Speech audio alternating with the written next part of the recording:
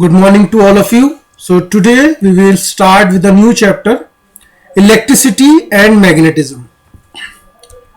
So in this chapter, the contents that we are going to discuss: electricity, then the few sources of electricity like electric cell, battery, solar cell, mains supply, electric generator, then how the electric current is produced by a flow of charges, electric circuits, closed circuit and open circuit.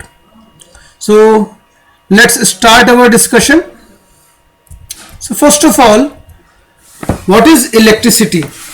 As we already knew, electricity is one of the basic forms of energy that we are using in our day-to-day life. We use electricity to run number of appliances such as fan, refrigerator, washing machine. They all run on electricity. So it is a controllable and convenient form of energy and can be produced and transmitted to required places. So these are the appliances. You must all be familiar with these type of appliances, like a iron is there, then air conditioner is there, washing machine is there, refrigerator there is there. So all these electric appliances needs electricity to operate. Now, since these appliances needs electricity, so there must be some sources of electricity. So the few sources of electricity that we knew, first is very familiar one that you all seen many times, electric cell. Then battery you must have seen. Then solar cell, main supply, how the electricity is supplied in our homes, and electric generator. So these are the few sources of electricity that we will study in this chapter. So first of all, electric cell. The most basic and simple source of electricity is an electric cell. It is also known as electrochemical cell because it converts chemical energy stored in it into electrical energy. Now, what it is made up of? It consists of two conducting rods called electrodes of different charges. These two electrodes are oppositely charged. One is positively charged and one is negatively charged. The positively charged electrode is known as anode and the negatively charged electrode is known as cathode. Then they are immersed in a solution called electrolyte. So here is a small electrochemical cell. So this is the source which produces the current, it is battery.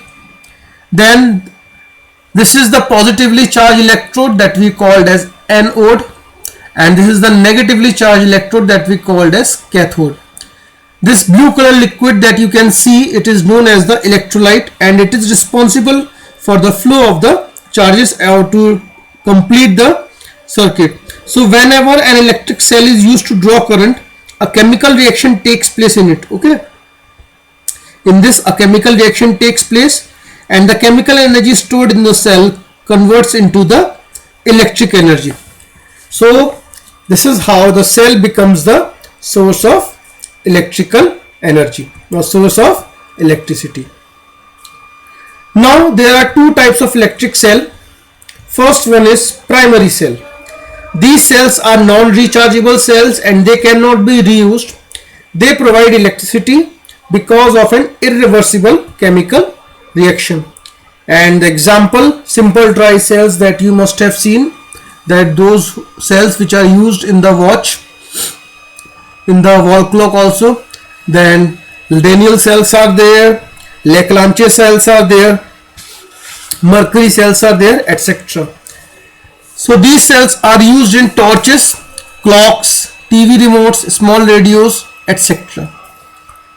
Next is secondary cell. These cells are rechargeable cells. Okay, primary cells are non-rechargeable cells. We cannot reuse them, but secondary cells can be used again and again. They provide electricity because of an reversible chemical reaction.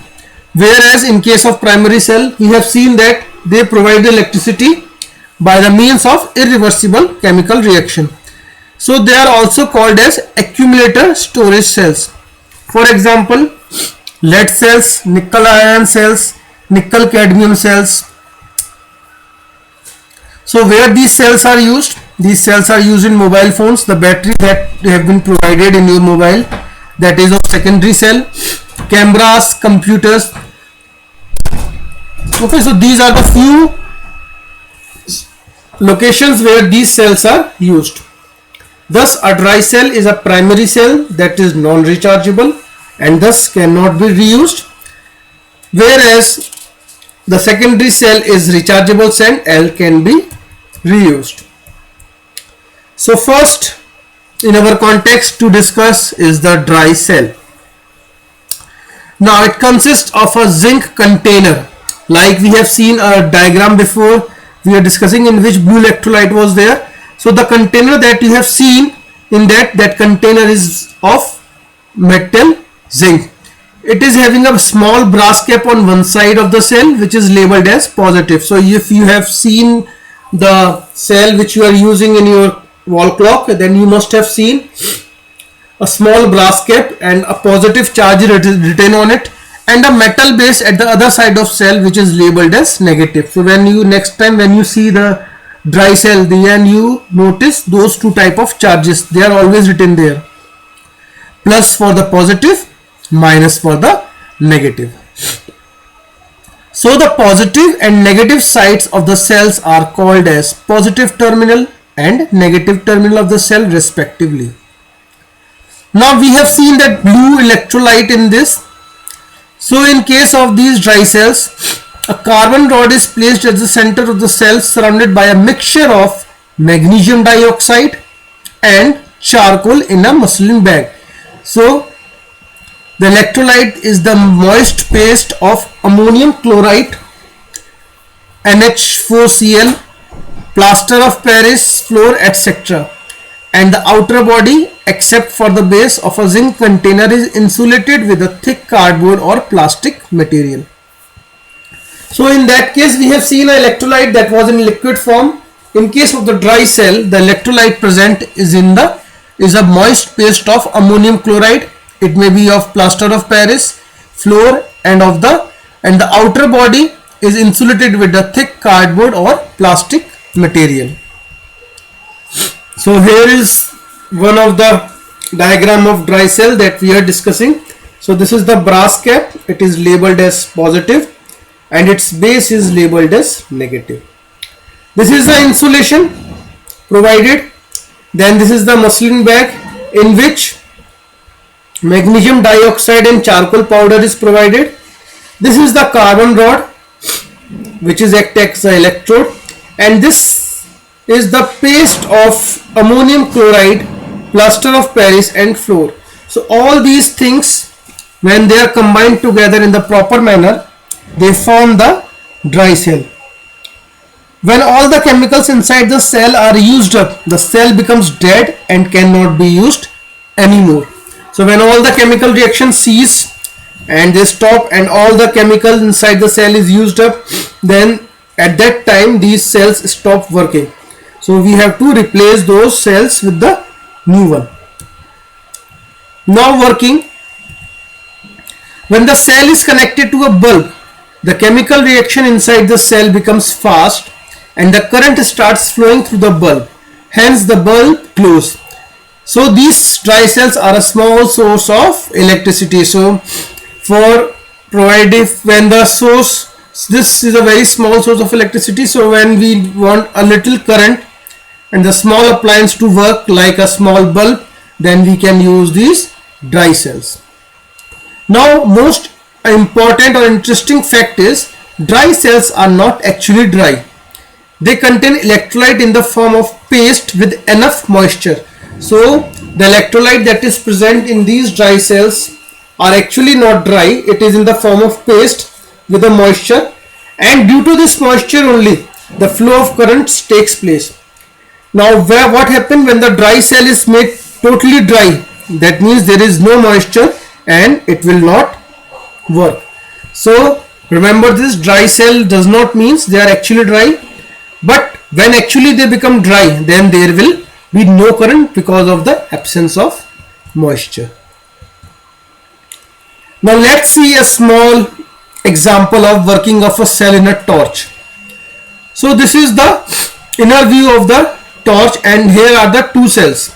So we already knew a torch contains two cells which are connected to each other such that the brass cap of first cell is in the contact with the container of the second cell. Like this, you must have seen, this is the brass cap and this is the base. So the brass cap of this second cell is in the contact with the container of the second cell, that is with the cathode, or we can say the base. When the switch of the torch is pressed on, the path or the flow of current gets completed and the torch lights up. Thus the cell provides electricity to the torch. So when you switch on, the path gets completed and the torch lights up. So that is why if there are no cells in the torch, then it will not give any light because the source of electricity is removed. Or even if the cell stops, even if one of the cells stops working, then again there will be no light in the torch because of the absence of one of the source of electricity. So in order to glow this bulb, the switch must be on, and if the switch must be on, then these two cells must be in the good condition so that they can produce the light. Otherwise there will be no light in the torch. Now few advantages why we are using the dry cell. It is lightweight and small in size. They can be easily transported from one place to another. Since they are lightweight and small in size, then you can easily transport it to the another place. There is no fear of leakage, spillage in the dry cells. Okay, so since we are using these dry cells at our home, so you must have seen we are usually not having any leakage or spillage in the dry cells until unless you are keeping those dry cells for a longer period of time in contact with that remote or your torch without working. Otherwise there is no fear of leakage or spillage in the dry cells.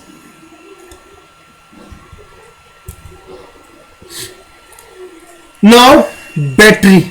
So we have discussed about the cells. Now we will discuss about the secondary cell, that is battery.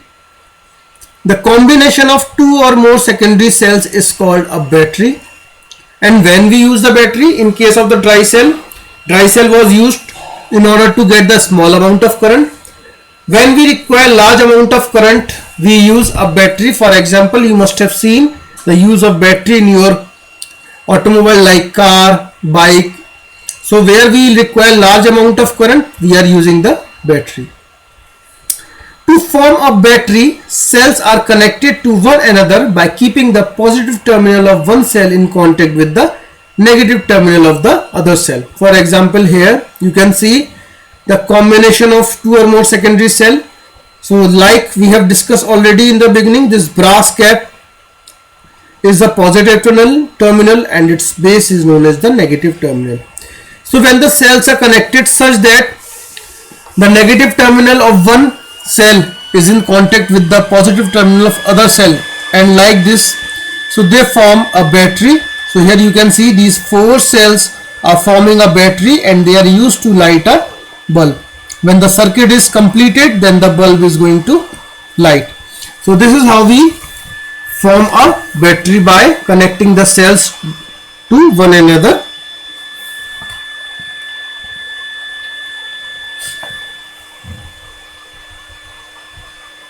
Next in our discussion is solar cell. So as the name suggests, solar means sunlight.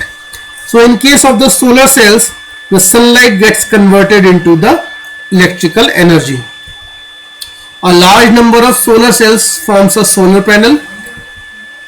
So these are the solar panels. In this, large number of solar cells are here. This blue portion consists of solar cells, and due to these solar cells the electricity is produced, and they produce enough electricity to heat water in a solar geyser. So if you must have seen, nowadays the solar geysers are used on the rooftops. There is a huge solar panel has been kept which is providing the electricity by the help of this sun, and due to this they are heating the water. Solar cells can also be used to provide street light at night using stored electricity produced during the day. With the advancement in technology, solar cells are also used as a source of electricity in satellites. So these are the few top uses of solar energy, like power fans, heat for heating the swimming pool, to heat home and water, to cook the food, to charge the batteries. Since we already knew that solar energy is a renewable form of energy and it can be used, reused, and it is available in ample amount of quantity in the nature, so we can utilize this solar energy by the help of the solar panels, which consist of large amount of solar cells, so that we can use that energy to run these appliances or to fulfill our needs of electricity. Although it is a costlier one, but in the long run it is a fruitful type of source to produce the electricity. Next is mains supply. Now we draw electricity in our homes from mains supply, but mains do not produce any electric current on their own. What they are doing, they are consuming the electricity from the power plant. The electricity produced in power plant is carried to various substations. From these substations, it is transferred to electric poles through transformer, and the electricity from the electric poles supplies through the wires, and electric meter is fixed that measures the consumption of the electricity. So this is how everything takes place. This is the power plant. From here the voltage has been stepped up by a step up transformer and it is transported to the tower. Voltage has been increased so that there is enough voltage to transport the electricity. Now it has been transported to the transmission substation. From here it is transmitted to the distribution substation, and here are the transformers have been kept so that in order to decrease the value of voltage to be used at our homes, that is in our homes approximately we are using 220 volt and here it is producing around 130 kilovolts. So in order to decrease that voltage from the higher value from thousands of volt to only 220 volt, the transformers have been provided and this electricity is provided to our home.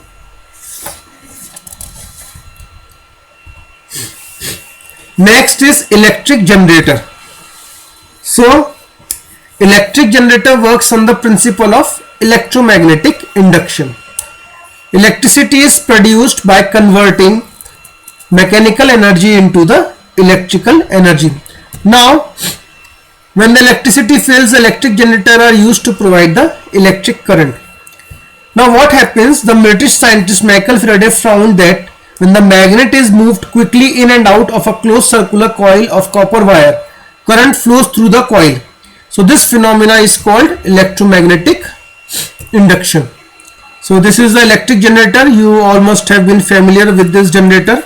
So this generator has been used during the times when the electric supply fails, and at that time these electric generators are used to provide the electric current. So these are the various sources of electricity that we have used in our homes or in our offices or in the commercial places in order to provide the electricity.